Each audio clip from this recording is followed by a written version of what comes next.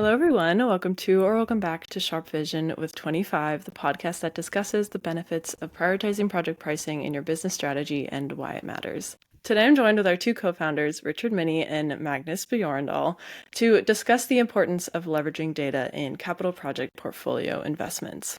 So, first question I have for you both is, if I'm a manager of a portfolio capital project, what are some of the typical challenges that you've seen working in this industry regarding managing capital investments? So some of the typical challenges people have is, imagine that you're the portfolio manager. Imagine that you're owning and needing to invest a certain amount of money to make investment into your infrastructure or whatever it happens to be the type of capital investments you're making. And you don't have great understanding of what it takes in terms of cost to deliver these projects. So you have $10 million budget to make investments, and you're placing your bets on certain things. And then as you place those bets, you think something is going to cost $1 million, but it ends up costing $2 million. Or you think that something is going to cost something and it doesn't end up playing out that way. That really throws a wrench in your whole plan. Because now you have to start thinking about, am I going to keep continuing with this project? Am I going to cancel this project? Am I going to redeploy more capital or ask for more money?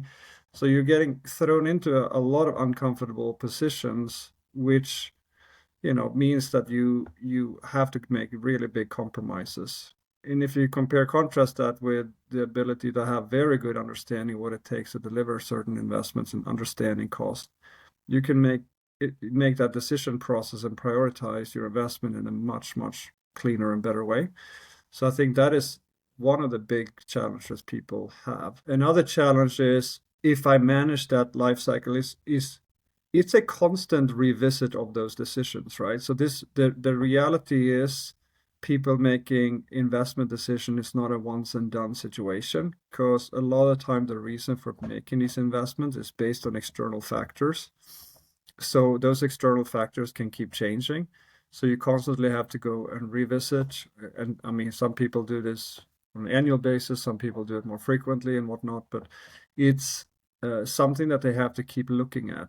And they have to monitor the progress of the investments they've already made and compare and contrast that with new things and new projects that they want to make, and have constantly a good understanding of where they are in the cycle. So some investments, they're very early on, where they're like doing initial studies of, are we going to do A versus B versus C?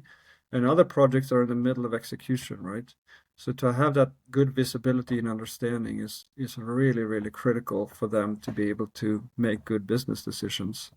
And the less visibility you have, the harder it is to make good business decisions. The other thing is to understand even where you are making those investments. And I'm talking like over time across all your different projects, to know and how effective those investments are, and do they actually yield the outcomes that you're looking for. Or other type of things that people don't have great understanding of, or great visibility, is the tracking am I actually achieving the objectives that I'm looking to achieve with the investments that I'm making. Yeah, I would characterize it as capital projects is not a core process for most companies. Somebody that's delivering something to clients for revenue, capital projects is an afterthought, which is strange when many companies spend tens of billions of dollars on capital projects. But still, the tools they have, the level of maturity and competence they have in estimating and planning those projects, the software they use to do it, the level of training that they have in it, can be varied, can be spotty. So they're really struggling. And the other thing about capital projects is they tend to be quite varied in nature. I mean, yes, some companies make more plant and equipment again and again around the world. They keep building, asset-based industries will keep building infrastructure and plant. But other companies, capital projects may be very different from one to the next. So it's harder to reuse, as Magnus pointed out. The benefit, though, the challenge is that the immaturity, the lack of tools, the lack of data, the lack of experience, the lack of focus means that the projects overrun. And inevitably they overrun. And as Magnus pointed out, the situation changes from one quarter to the next. So one project that was a high priority in the first quarter may not be that relevant in the second quarter, even if you haven't finished it yet. Or maybe that it overran by so much that the benefit case has gone compared to a different project, which perhaps has a stronger benefit case now than it had before. So you're not just juggling each project, you're juggling which projects to do as well, and how rapidly to move forward with each project. And so you both mentioned like the importance of data. So could you go more into depth about that and how data improves the whole decision-making process to build this strong foundation that a lot of these portfolio investments are lacking right now? I think one of the first thing is that people don't have, because they're used to using Excel, or even if they have a central database solution, they don't think strategically enough around how to actually classify or categorize data across the board. So people don't, I typically talk about a semantic layer, meaning when I say something, it means something, not just for me, but for everybody else in the organization too, the same thing.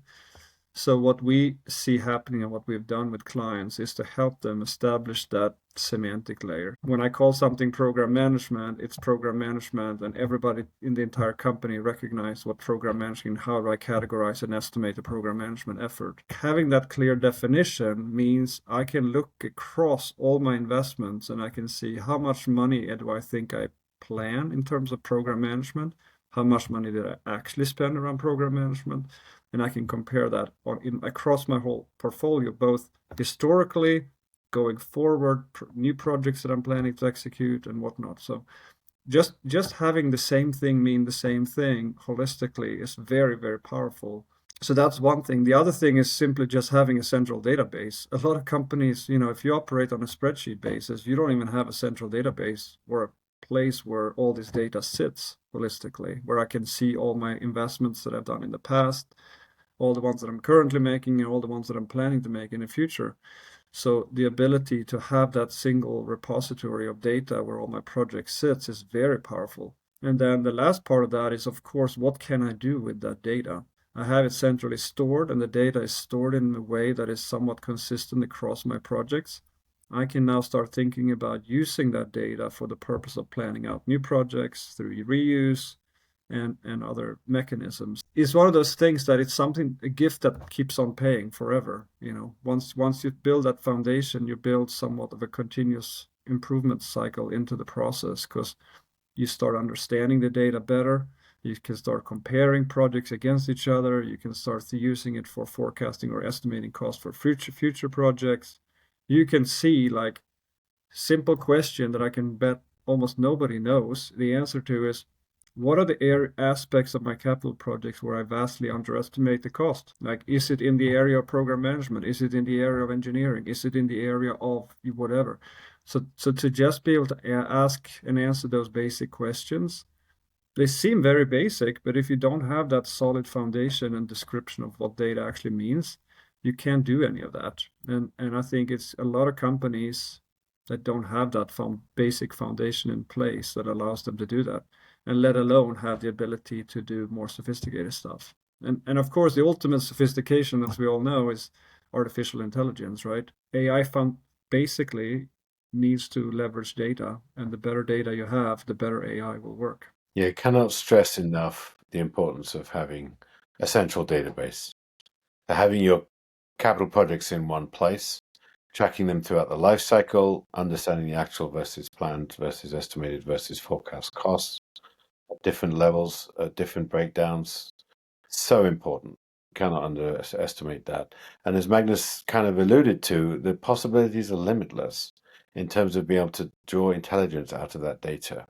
Whether you're building up relationships, sizing out new projects based on prior history, adjusting them with factors, whether you're, seeing how long things take or how is estimated versus actuals in different areas. I'm repeating a lot of what Magnus said, frankly, because it's so important that you can get that data in one central database and start to do that analysis. Also, from your experience, what would you say separates successful businesses running capital projects from those that maybe struggle and fail? Is it just the centralized database to be able to see and have access to all this data, or is there more to it as well? No, there's more to it. There's a cultural thing and a management thing. So typically companies that do a lot of capital projects are more successful at it because it's got more management focus. So they have better decision making. They will have more likely a centralized database or tool that they're using for at least part of the life cycle. and that'll make them more efficient and save time. And they'll also just have a better understanding of what it takes to do a project. And they'll do some more similar projects. So the businesses that do a lot of capital projects, the asset intensive energy, utility, transmission, transportation type industries that are very asset heavy on it for internal purposes, factories, complex factories, larger companies in general will be better at it, whereas the Consumer smaller products, companies struggle. consumer products as well as Yeah, big consumer industries. Yeah, exactly. It's all about the spend. If they spend, 10 billion a year on capital projects, they're going to be pretty good at it already, but also have a great need for tools and the best tools on the market. So, I mean, what 25 brings is the end-to-end capital project lifecycle management. So whether it's from the initial scoping and the approval process, setting up the project, estimating it out, both for material and labor. We have a very strong emphasis on material estimating as well as labor. People think of a project as being a bunch of people doing stuff, but especially if you're in an asset intensive industry, building a factory, for example, there's a lot of material going into that. A lot of the cost, frankly, is material based. So the ability to estimate that cost accurately and to apply risk and contingency on top based on a policy and to manage that going forward and to report on the actual versus planned and to reforecast. That's so important, and that's what 25 does. It basically provides that support. Yeah, and I think another way to describe somewhat the same thing is we think of it as there's data underneath underpinning it all, and there are people, but there's a well-defined business process. So there's a process in which, a capital project in its own right has a life cycle where there's a start, a middle, and an end. And the initial part of a capital project, typically there is some initial studies, pre-studies that are being done, called feasibility studies or whatever, where they're trying to figure out. They have maybe evaluating 3 or 5 different options. Like, is it better to build a factory in Brazil or add a new production line in the US, or is it? So they're thinking about different options of how to do it, and they do some initial studies as to how much various options might cost. And then at some point in time, they will start making those decisions, and then they need to start looking to go for funding. So at that point in time, they'll need a more detailed estimate, and they'll go in more detail and a more detailed bottom-up estimate to see how much money do we actually need.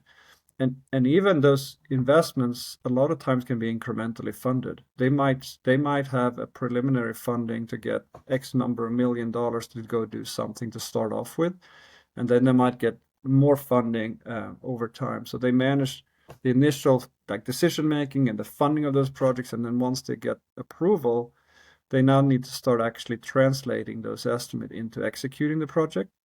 So they need to think about how do we actually execute this project. And the other aspect that we also do from a 25 standpoint is we also link in with sourcing. So when you are making capital investments, you will make those investments into various different aspects. And that naturally means I'm going to engage with different suppliers to help do certain pieces of the work. So we also help take that initial estimate that they've done and break it down for your sourcing organization as to what is the stuff that we actually need to buy now, and start executing on those decisions and selecting the suppliers. So we integrate with your sourcing team and give them basically a view of the world. And then once you start moving into execution, now it turns over to your project managers, the people that are actually going to manage this project from an end-to-end life cycle. And they'll go through and execute the project. They start capturing actuals. You start issuing purchase orders. You start collecting timesheet from people that are working on the project. And you start forecasting and understanding how much am I making progress against that plan that I laid out. And I'm start seeing where am I overspending or underspending and whatnot. And it's really about managing that project and trying to hit the numbers that I planned at, right? You're trying to actually stay within the budget that you were allocated. And then there's a last step in capital projects which doesn't exist elsewhere, which is that the output of a capital project is that you're creating assets, right? So the output is I built a new machine, and those become assets, and that are then depreciated over time and whatnot. So we also help with handing those over into SAP as the delivery of a project is I'm creating assets inside of SAP. and I'm basically helping allocate the actual cost that I've spent into the cost of what those assets are. Because the more of that money that you can move into that asset, the more money that you can capitalize and write off over time, versus having it as expenses. So we help with that entire life cycle, the upfront portfolio decisions and what feasibility studies and helping you make the right decisions, the monitoring of those projects, and then the handover into finance to appreciate the assets that you've created. The other thing is hard to track are the benefits. So people often list benefits out, they even quantify them, typically for the purpose of getting funding approval. They may engage experts or consultants to help them. They may even get people to sign off on the benefits, but they usually don't close the loop in terms of monitoring the actual benefit. And if they do, it's very hard to attribute the benefits to that project versus something else. So Right. people talk about maybe they do a new software upgrade, there's not many people laid off. In the next economic downturn, they lay everyone off. Well, the reality was the software upgrade, resulted in that so-called benefit. Obviously not a benefit for the people that are laid off, but a benefit for the company. But it didn't happen until there was a downturn, economic downturn. So it's hard to, sometimes benefits are accounted for when they weren't due to that project, they were due to another project. And sometimes what I talked about, they're delayed and someone else gets credit for it instead of that project. So it's quite hard. There's a whole benefits methodology and a performance framework for tracking benefits and managing them, which is important.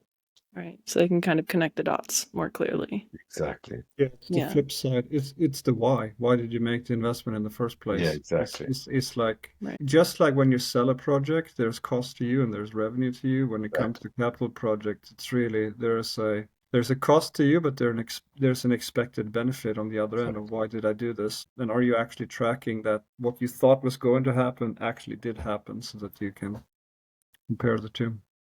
Project might run on cost, but the benefit might be double what it was meant to be. And so you've talked a bit about what benefits businesses can experience from having a more data-driven process, but are there any other benefits that a business could expect to see by utilizing and really leveraging data in these decision-making processes? So I think it comes down to making better decisions throughout the life cycle. So making data-driven decisions, having business insights. I think the data will help them understand their business. It's not their core business, obviously. The capital project is like a side business, but understanding that business is very important and getting better expertise. For example, are we estimating it based on historical actuals, hours on program management versus the hours on the rest of the project or the engineering hours, a ratio approach, we can do all that. So there's a lot of benefit that businesses can get by having access to that data and learning about their data. And Magnus mentioned AI as well. I mean, there's a lot of businesses are looking to AI to leverage it. It's so data dependent. And this is a classic area where you can begin to analyze that data, some of which is unstructured, and begin to learn that what prior work is similar. So how can I leverage that? And how did that prior work perform when it comes to actual versus plan? And therefore, what's my new project outcome going to be like? You can be much more accurate in predicting your outcomes.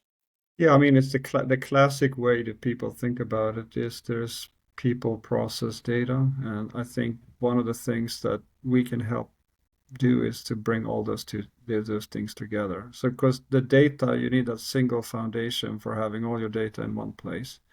You need an integrated business process that connects the dot all the way through the life cycle of the capital project, from initial idea all the way through closure. And then you need a user experience for the people that they can actually understand what's going on. So that how to bring in the people into the process and let people do the thing that they need to do. Because the capital project is not done by one person. There are different stages and different people get involved. There's a lot of stakeholders involved, and to make sure that they are all engaged at the right ways at the right times is definitely an important part of it as well. So an essential tool like 25, which can manage the whole life cycle, can sit on top of your ERP system and get the history out of it automatically, can digest your other unstructured data using AI technologies, That's going to help a lot, having that type of tool to oversee the whole process. Well, thank you both. Are there any last thoughts on the importance of leveraging data? You guys have mentioned so much today. I know our listeners will take something away. I mean, I think we said it a few times, but I think at the end of the day, the companies are on average relatively immature in this space. While at the same time people spend a lot of money to improve and invest into the capital. And it's a lot of times an overlooked area where people are not, ironically, deploying enough capital to to make sure that process in its own right is good. The shoemaker's shoe dilemma, maybe. So I do think that with a more focused approach in and around making an investment around how to better manage these capital projects and how to do that, I think people could be able to make ultimately better decisions in and around how to deploy their capital and get better returns on those investments. That's really what it comes down to. Because, companies want to be prudent with their money. They want to make sure that when they deploy capital, it actually returns value to the company. And so you need to make sure and take care of those money, making wise decisions, making sure that those investments that you're making really are paying off what you're expecting. And also living in that uncertain environment where it constantly, priorities keep changing and shifting. So you need to be somewhat nimble on your toes to adjust to the world around you. Well, thank you so much, you both. We will catch you all in the next episode. Thank you. Thank you, Jenny. Thank you, Jenny.